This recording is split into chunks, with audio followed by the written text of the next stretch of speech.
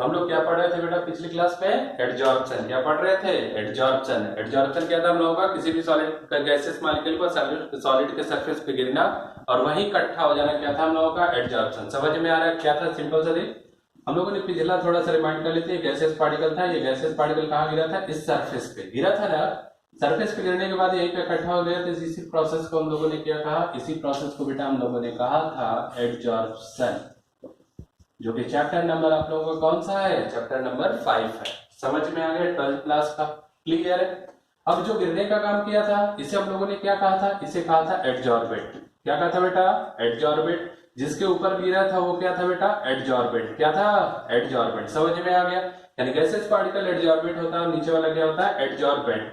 उसके बाद हम लोगों ने बात किया था बेटा टाइप की। किसकी बात किया था? टाइप की। According to amount of adsorbent type कितने थे? दो।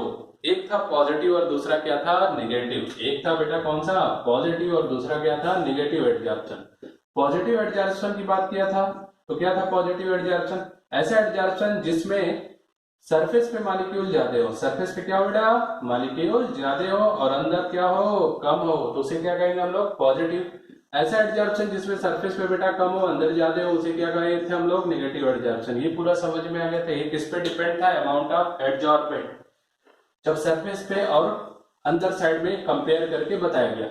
आज हम लोग बात करेंगे बेटा अकॉर्डिंग टू इसके, अकॉर्डिंग टू फिजिकल या टाइप ऑफ बॉन्ड के, according to type of bond, इसके बेसिस पे अगर बेटा बात करेंगे तो हम लोगों का जो एडजॉर्प्शन होगा वो कितने टाइप का होगा? बोल। ये दो टाइप का।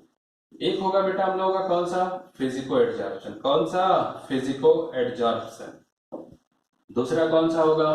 Chemo adsorption. पहला फिजिको एडजॉर्प्शन और दूसरा क्या होगा बेटा? Chemo adsorption. समझ में आ गया? तो 11th क्लास में थोड़ा हम लोग लॉन्ग लॉन्ग बैक में चलते हैं। तो 11th क्लास में दो टाइप का बॉन्ड पढ़ा होगा, एक फिजिकल बॉन्ड और एक केमिकल बॉन्ड। फिजिकल बॉन्ड क्या था? फिजिकल बॉन्ड बस पार्शियली अट्रैक्शन था। जैसे सिंपल सा दोस्तों के बीच होता है, माँ बाप के बीच में होता है, हम आपके बीच में होता है। ये पार्शियली एक अट्रैक्शन फोर्स है जिसमें कोई इलेक्ट्रॉन का यूज नहीं होता। तो एक ऐसा बॉन्ड जो फिजिकली अट्रैक्शन बस हो, कोई इलेक्ट्रॉन का यूज ना हो, उसे क्या कहते हैं हम लोग? Physical bond. ये एडजॉर्प्शन जिस बॉन्ड से बना होता है उसी को, वो कौन सा बॉन्ड होता है? Physical bond. इसीलिए इसको क्या कहते हैं हम लोग? Physico adsorption. और ये कौन सा है? Chemical adsorption. क्यों? क्योंकि ये केमिकल बॉन्ड से बना होता है। समझ में आ गया? तो ये टाइप नोट करो, उसके बाद एक एक करके दोनों को पढ़ना है। तो चलो हम लोग शुरू करेंगे बेटा कौन सा? Physico adsorption. तो फर्स्ट हम लोगों का स्टार्ट होने जा रहा है कौन सा adsorption? Physico adsorption. Physico adsorption. इतना समझ में आ गया? Physico adsorption. तो चल एक कहीं कॉपी में कार्नर में कहीं लिख लेना तुम लोग। बेटा हम लोगों का जो एडजॉर्प्शन होता है ये कौन सी प्रोसेस होती है? ये बेटा हम लोगों की एक्सोथर्मिक प्रोसेस होती है। कौन सी प्रोसेस? Exothermic process. समझ में आ गया? एक्सोथर्मिक प्रोसेस क्या होता है? क्योंकि यहाँ पे जो काइनेटिक एनर्जी मॉलिक्यूल के होते हैं वो क्या करते हैं? डिक्रीज। क्या करते हैं बेटा? डिक्रीज। जब तक डिक्रीज नहीं करेंगे वो गिरने वाले नहीं है, और जब तक नहीं गिरेंगे तब तक एडजॉर्प्शन होने वाला नहीं है। इसलिए एडजॉर्प्शन ऑलवेज कौन सी रिएक्शन होगी? Exothermic process. समझ में आया? तो चल यहाँ पे अगर डेल्टा एच की बात करें तो डेल्टा एच ऑलवेज इसमें कौन सा होगा बेटा? नेगेटिव। ये समझ में आ गया? कहीं भी कॉर्नर में लिख लेना। तब हम लोग आते हैं बेटा फिजिको एडजॉर्प्शन पे। फिजिको एडजॉर्प्शन पहले पॉइंट की अगर हम लोग बात करें तो पहला पॉइंट तो वही है, क्या? फिजिकल बॉन्ड से बना। यानी ये हो गया बेटा हम लोगों का मेड अप बाय कौन सा bond? Physical bond. Physical bond. Example में देख कौन कौन सा फिजिकल बॉन्ड हो सकता है। तो पहला wonder wall attraction. Wonder wall attraction पहला समझ में आ गया। दूसरा बेटा डाइपोल डाइपोल इंटरैक्शन। तीसरा बेटा क्या हो सकता है? H bond. चौथा इंड्यूस डाइपोल इंटरैक्शन। समझ में आ रहा है? ये सारे फिजिकल बॉन्ड है, इसमें इलेक्ट्रॉन का कोई हेल्प लेते नहीं है। तो एक ऐसा एडजॉर्प्शन जो फिजिकल बॉन्ड से बना फिजिको एडजॉर्प्शन, इसी के बेसिस पे physico adsorption is also called physico adsorption is also called क्या? Physical adsorption. और इसे हम लोग क्या कह सकते हैं बेटा? Physical adsorption. पूरा समझ में आ गया? फिजिकल बॉन्ड के नेचर के बेसिस पे से और क्या कहेंगे, फिजिकल एडजॉर्प्शन या फिजिकली अट्रैक्शन है, कोई केमिकली अट्रैक्शन नहीं है। पूरा समझ में आया, कोई दिक्कत यहाँ तक। चल अब हम लोग बात करते हैं थोड़ा सा आगे। तो बचपन से तुम लोग छोटे छोटे जब रहे होगे तो पढ़ा होगा कि हम लोग का जो फिजिकल बॉन्ड होता है वो बहुत वीक होता है। कैसा होता है, बहुत वीक होता है, यानी ये आसानी से बन भी सकता है, आसानी से टूट भी सकता है। तो चल अगर हम लोग फिजिकल एडजॉर्प्शन की बात करते हैं बेटा, तो ये हम लोग का अकॉर्डिंग टू वीकनेस के कारण रिवर्सिबल इन नेचर। कैसा होगा बेटा, रिवर्सिबल इन नेचर, यानी ये दोनों साइड चलेगा। मतलब आसानी से अगर इसका बेटा एडजॉर्प्शन होगा, ये अगर आसानी से सरफेस पे यहाँ पे गिर के इकट्ठा हो रहे हैं तो ये आसानी से इसका डिजॉर्प्शन भी हो सकता है। थोड़ा सा टेम्परेचर बढ़ाने पे, थोड़ा सा टेम्परेचर चेंज करने पे इसका क्या हो सकता है, डिजॉर्प्शन भी हो सकता है। मतलब ये दोनों डायरेक्शन में चलता है, फॉरवर्ड भी चलेगा और बैकवर्ड भी चलेगा। समझ में आया क्यों? क्योंकि इसका रीजन है, क्या रीजन है, फिजिकल बॉन्ड वीक है, आसानी से बनेगा, आसानी से टूटेगा। समझ में आया, कोई दिक्कत? चल तो ये रिवर्सिबल इन नेचर है, मतलब अपर से लो, लो से अपर टेम्परेचर चेंज करने पे। अगला देख, फिजिकल बॉन्ड की अगर बात करें तो ये मार्कर गिराएंगे तो अर्थ पे गिरेगा, ये बोर्ड उठा के गिराएंगे तब भी अर्थ पे गिरेगा, इसको उठा के गिराएंगे तब भी अर्थ पे गिरेगा। फिजिकल अट्रैक्शन फोर्स ही तो ग्रेविटेशनल फोर्स है। समझ में आ रहा? यानी कोई जरूरी नहीं कि क्या गिरा है, कोई जरूरी नहीं कौन सी गैस गिर रही है, यानी ये सारी गैसों के लिए सेम, यानी ये स्पेसिफिक नहीं है, ये सबके लिए जनरल है। तो हम लोगों का बेटा अगला पॉइंट क्या हो गया, नॉट स्पेसिफिक इन नेचर। ये नेचर में स्पेसिफिक नहीं है। एक ही चारकोल कई सारे के एडजॉर्प्शन के लिए यूज हो जाएगा। चारकोल मान लो वाटर वेपर के लिए, कार्बन डाइऑक्साइड के लिए, NO के लिए, इन सब के लिए यूज हो जाता है आसानी से चारकोल। एग्जाम्पल भी समझ में आ गया। चल उसके बाद अगले पॉइंट की बात करें तो भी कहा गया कि बॉन्ड क्या है, वीक है, आसानी से बनेगा, आसानी से टूटेगा। तो एडजॉर्प्शन में क्या होगा, काइनेटिक एनर्जी घटने वाली है कि बढ़ने वाली है, ये पहले बताओ। एडजॉर्प्शन होगा बेटा तो गिरना चाहिए, क्या करना चाहिए, गिरना चाहिए। गिरने के लिए क्या करना पड़ेगा, मॉलिक्यूल को रुकना पड़ेगा, तभी धड़ाम से नीचे गिर जाएगा, गिरेगा ना। सिंपल से मॉलिक्यूल को पकड़ के थोड़ा थोड़ा पुश किया जाए, यानी इसको पकड़ के रोकेंगे तो काइनेटिक एनर्जी कहां गई, हिट के फॉर्म में निकल गया। यानी चेंज ऑफ एंथैल्पी किसमें होगा, नेगेटिव में। क्या होगा, ये कौन सी रिएक्शन है, एक्सोथर्मिक। कौन सी बेटा, exothermic reaction. So bond weak होने के कारण थोड़ी सी एनर्जी चेंज होगी, तो change of enthalpy. Change of enthalpy की बात करें बेटा तो एक्सोथर्मिक रिएक्शन है तो साइन कौन सा लगने वाला है, माइनस का। कौन सा, माइनस का। इसका चेंज ऑफ एंथैल्पी बेटा क्या होगा, लो, जिसकी वैल्यू होती है बेटा आप लोगों के एनसीईआरटी में गिवन है कितना, -22 -40 किलो जूल पर मोल। ये समझ में आया क्यों, थोड़ा सा एनर्जी निकला क्योंकि बॉन्ड वीक है, आसानी से बनेगा, आसानी से टूटेगा। यहाँ पर तो बनना है ना, क्योंकि एक्सोथर्मिक प्रोसेस है, इसलिए हम लोगों का कितनी एंथैल्पी हो गई, -22 -40 किलो जूल पर मोल। इसी के बीच में रहेगा, इससे ज्यादा कम नहीं होगा। पूरा समझ में आया, कोई दिक्कत? तो चल पहला देखा ये किससे बना, फिजिकल बॉन्ड से बना। फिजिकल बॉन्ड कौन कौन से, one dipole, four dipole, dipole interaction, hydrogen bond, dipole induced dipole interaction, ये सब होगा। उसके बाद हम लोगों का फिजिकल एडजॉर्प्शन को फिजिकल एडजॉर्प्शन क्यों कहा, क्योंकि ये किससे बना बेटा, made up of physical bond. समझ में आ गया।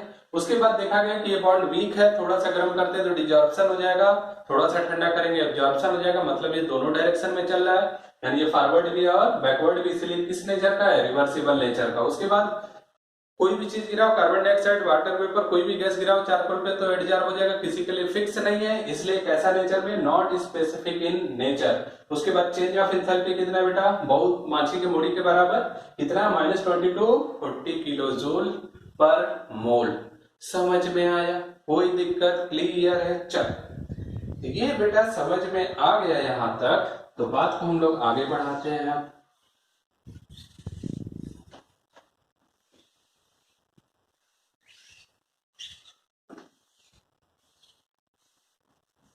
सरफेस एरिया की बात करें, अगर इस वाटर के ऊपर पानी की को गिराया जाए तो अधिक से अधिक हार्डली इतना पानी इकट्ठा होगा, इन दोनों को मिला दिया जाए तो ज्यादा पानी इकट्ठा होगा। समझ में आ रहा है? वैसे ही अगर इस सरफेस की बात करें, गैसेस पार्टिकल मान ले बहुत सारे, इस सरफेस पे गैसेस पार्टिकल हार्डली 1 2 3 4 5 मॉलिक्यूल इकट्ठा होंगे।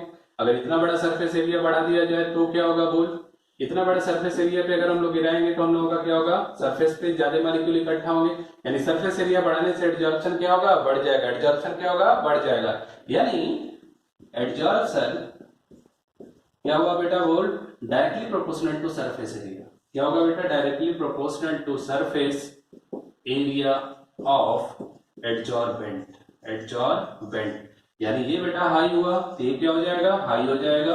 अगर बेटा ये लो हुआ तो ये क्या हो जाएगा, लो। पूरा समझ में आ गया, कोई दिक्कत, क्लियर है। यानी सरफेस एरिया बढ़ा हुआ तो फिजिकल एडजॉर्प्शन बढ़ने वाला है, घटने वाला नहीं है। चल अब अगला बात करते हैं। अब हम लोग बात करते हैं बेटा effect of temperature. Effect of temperature, अभी हम लोगों ने बात किया था टेम्परेचर बढ़ाएंगे तो डिजॉर्प्शन होता है, क्योंकि काइनेटिक एनर्जी, पहले सुन ले रिलेशन है। अगर हम लोग गैस के काइनेटिक एनर्जी और टेम्परेचर में रिलेशन की बात करें तो काइनेटिक एनर्जी इक्वल टू होता है बेटा 2/3 kT, जहां पे K क्या है बेटा, बोल्ट्जमैन कांस्टेंट। बोल्ट्जमैन कांस्टेंट, ये समझ में आया। अगर इस पूरे वैल्यू को देखा जाए तो ये पूरी वैल्यू कांस्टेंट है, मतलब क्या निकला बोल, kinetic energy directly proportional to temperature. Temperature बढ़ाएंगे तो काइनेटिक एनर्जी बढ़ेगी, काइनेटिक टेम्परेचर घटाएंगे तो काइनेटिक एनर्जी घट जाएगी। तो ये बता, तेरे पुच्छू में आग लगा दे तो तू घर में रुकेगा कि भाग जाएगा, भागना शुरू करेगा ना अगर पिछू में आग लग गई तो। ऐसे ही देख, यहाँ पे अगर हम लोगों के गैसेस पार्टिकल इकट्ठा हैं, अगर पिछू में आग लगा दे, क्या लगा दे बेटा, आग लगा दे, तो ये गैसेस पार्टिकल क्या होंगे, गैसेस पार्टिकल उड़ने लगेंगे ना, यानी डिजॉर्प्शन की कंडीशन होगी। डिजॉर्प्शन की कंडीशन होगी, ऊपर से मॉलिक्यूल आ रहे हैं लेकिन नीचे रुक नहीं रहे, उड़ जा रहे हैं, मतलब डिजॉर्प्शन हो, एब्जॉर्प्शन कम हो रहा है। समझ में आ गया। यानी टेम्परेचर बढ़ाएंगे तो एब्जॉर्प्शन क्या होने वाली है, कम होने वाली है। क्यों, कभी आग लगेगा तो कोई भी रुकने वाला नहीं, भागने वाला है। तब हम लोग का इफेक्ट ऑफ टेम्परेचर क्या हो गया बेटा, एब्जॉर्प्शन। क्या, एब्जॉर्प्शन इनवर्सली प्रोपोर्शनल टू क्या हो गया बेटा, टेम्परेचर। इनवर्सली प्रोपोर्शनल टू क्या, टेम्परेचर। अगर टेम्परेचर हाई करेगा तो बोल एब्जॉर्प्शन क्या हो गया, लो। अगर इसको लो करेगा तो ये क्या हो गया बता, हाई। पूरा समझ में आया, कोई दिक्कत है यहाँ तक। तो देख, ग्राफ की अगर बात करें बेटा, तो ग्राफ की अगर बात करते हैं, यहाँ पे हम लोग ले लेते हैं बेटा एडजॉर्प्शन, यहाँ पे ले लेते हैं हम लोग टेम्परेचर। तो ग्राफ कैसा बनने वाला है, यू। ग्राफ कैसा बनने वाला है, यू। समझ में आया। यानी हम लोग क्या करेंगे, टेम्परेचर बढ़ाएंगे तो एडजॉर्प्शन क्या होने वाला है बेटा, कम, कभी आग लगाने पे कोई रुकेगा नहीं। तो ये पूरा समझ में आया फिजिकल एडजॉर्प्शन के बारे में। पहला क्या था, फिजिकल बॉन्ड से बनेगा, दूसरा क्या था, रिवर्सिबल इन नेचर, तीसरा क्या था, स्पेसिफिक नेचर में नहीं है। चेंज ऑफ एंथैल्पी कितना था, -20 to 40, माछी के मूड़ी के बराबर थोड़ा बहुत चेंज था। उसके बाद सरफेस एरिया बढ़ाएंगे तो एडजॉर्प्शन बढ़ जाएगा, घटाएंगे तो घट जाएगा। टेम्परेचर का इफेक्ट, टेम्परेचर बढ़ाएगा तो बढ़ेगा, टेम्परेचर घटा नहीं, टेम्परेचर बढ़ाओगे तो घट जाएगा, क्योंकि यूनिवर्सली प्रोपोर्शनल है, आग लगने वाली कंडीशन है। तो आग लगेगा तो काइनेटिक एनर्जी क्या हो जाएगा, बढ़ जाएगा। काइनेटिक एनर्जी बढ़ेगा तो मॉलिक्यूल रुकने वाले नहीं सरफेस पे, वो हमेशा उड़ते रहेंगे। पूरा आया, कोई दिक्कत हो जाएगा। तो चलो, ये टॉपिक हम लोगों का पूरा हुआ बेटा, कौन सा एडजॉर्प्शन, फिजिको एडजॉर्प्शन। समझ में आ गया। तो जल्दी से स्क्रीन को पास करो और नोट करो। चलो बेटा, हम लोग का फिजिकल खत्म हो गया, तो अब बात करेंगे हम लोग कीमो एडजॉर्प्शन की। कीमो एडजॉर्प्शन, तो सबसे पहले हम लोग बात करेंगे बेटा कीमो एडजॉर्प्शन में। तो पहले बात करेंगे हम लोग मेड अप बाय किससे, made up by chemical bond. Chemical bond कौन कौन सा होता है, तो चल देख लेते हैं कौन कौन सा होता है। तो पहला कौन सा होता है, आयनिक बॉन्ड। कौन सा बॉन्ड, आयनिक बॉन्ड।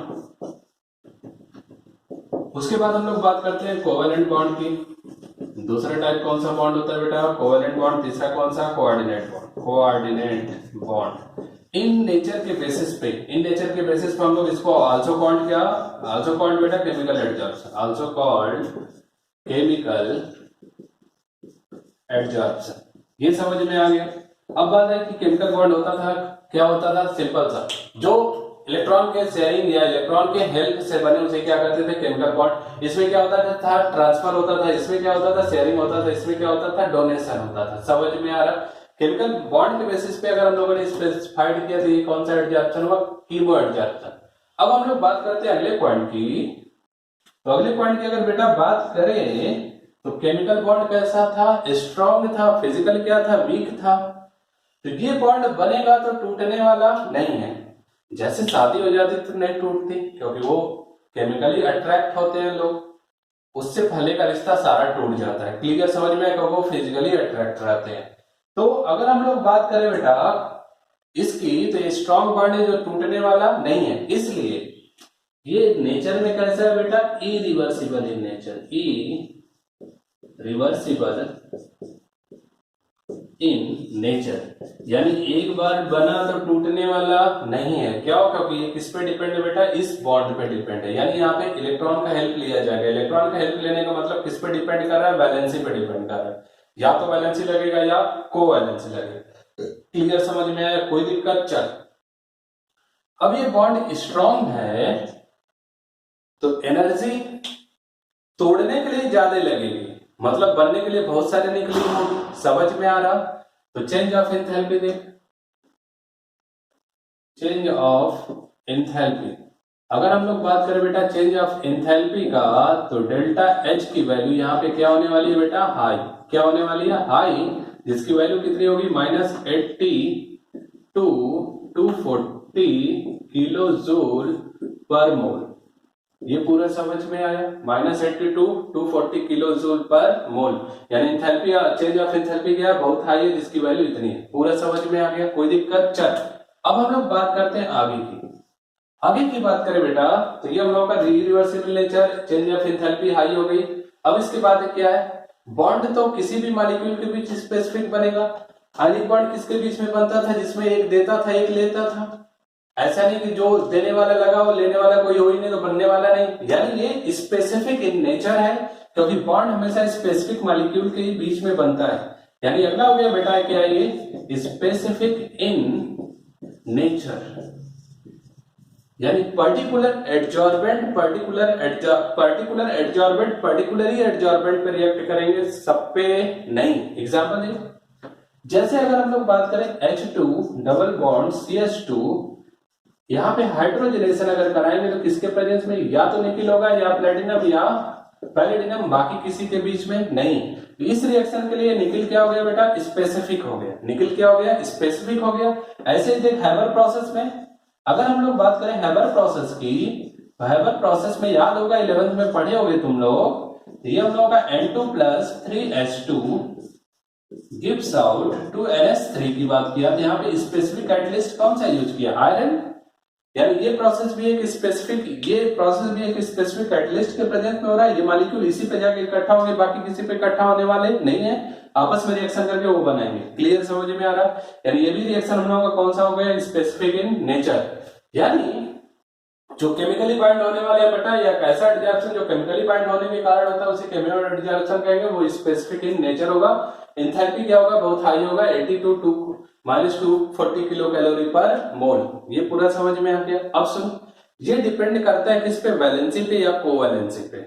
यानी एक बार वैलेंसी फिल हो जाएगी तो दूसरी बार बनने वाली नहीं है, एक बार शादी हो जाए दोबारा होने वाली नहीं, रेयर कंडीशन होती है कि लोग कर लेते हैं। समझ में आया? क्योंकि हिंदी रीति रिवाज के बाद एक के बाद दूसरा होने वाला नहीं, वैसे यहाँ पे भी है, एक बार बैलेंस फिलअप हो गई तो दूसरी बनने वाली नहीं है। इसलिए ये बेटा to form unilayered surface. Physico adsorption में बेटा छूट गया होगा तो ध्यान से, हमको याद नहीं आ रहा, छूट गया होगा तो आप लोग देख लेना।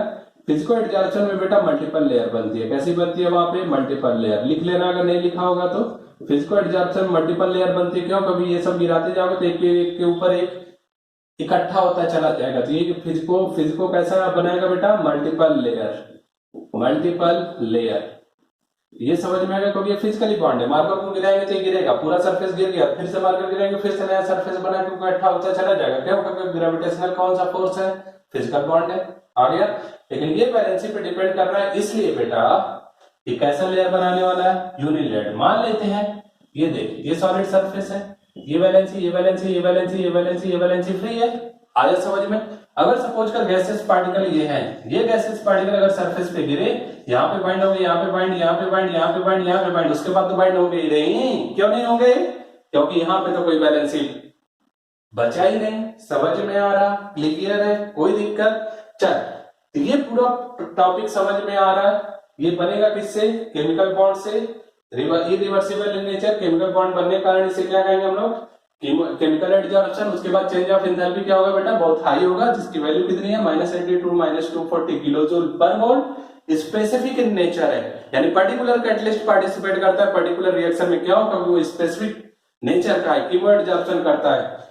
उसके बाद क्या है, ये क्या बनाने वाला है बेटा, टू फॉर्म यूनिलेयर्ड। और फिजिकल एडजॉर्प्शन क्या बनाता है, मल्टीपल लेयर। ये यूनिलेयर्ड क्यों बनाता है, क्योंकि डिपेंड करता है वैलेंसी या कोवैलेंसी पे, वैलेंसी या कोवैलेंसी। पूरा समझ में आया, कोई दिक्कत? तो चल जल्दी से स्क्रीन को पास कर, नोट कर, ये पिछला पूरा समझ में आ गया था। अब चल बात करते हैं सरफेस एरिया का।